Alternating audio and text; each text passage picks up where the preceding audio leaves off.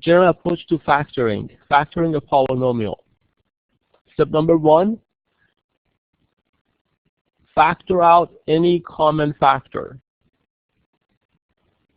We look at the expression, and if you can find a greatest common factor among all the terms, you factor that out first. Step number 2, if the polynomial is binomial, if you have 2 terms only, check to see if it is difference of square or difference of cube or sum of cubed. We looked at the formulas for those, equations for those, which we're going to review again. If the polynomial is trinomial, have 3 terms, check to see if it is perfect square trinomial. If you refer to the previous lecture, you see those examples. We're going to review them again today. If it's not, then we factor it following the method of the previous lectures. If the polynomial has more than 3 terms, try to factor by grouping. We looked at some of those examples. If any of the factors can be factored further, you just follow that. Sometimes you factor it once and then you can factor it again. So you want to completely factor the expression. And then last step is to check the factored form by multiplying them. If you refer to my previous lectures, you would see the example of all these steps. We're going to review them again. Let's take a look at these examples.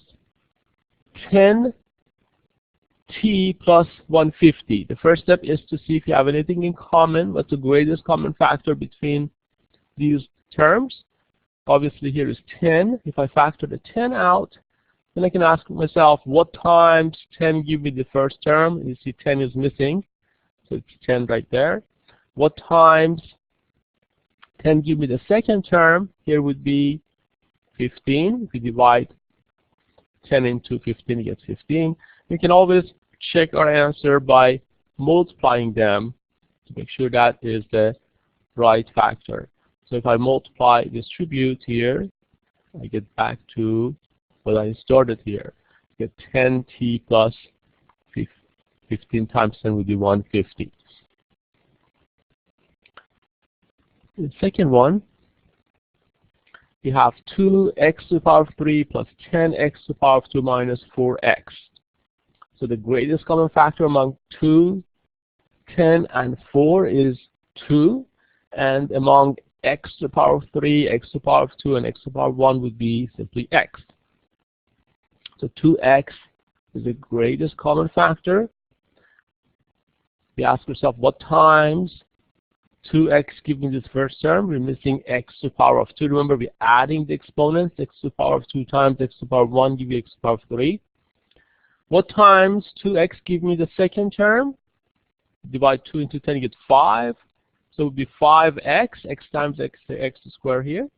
What times 2x give me the last term? Obviously it's 2. 2 times 2x give me minus 4x. Once again, you can check your answer here by distributing and make sure that you factor this properly. And we did. Next example here, we have 12m times p minus q minus 7n times p minus q. Notice that we have expression in common. P minus q is in common between these 2 terms. Among 12m and 7n, the greatest common factor would be simply 1. So you notice that the greatest common factor is expression here. So we ask ourselves, what times this greatest common factor give me this first term? You can see 12m is missing, so we have to put 12m here.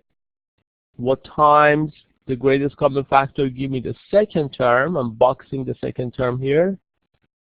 As you see here would be 7n. So if I go ahead and multiply again, if I multiply this greatest common factor by the first term, I would get 12m times m minus q.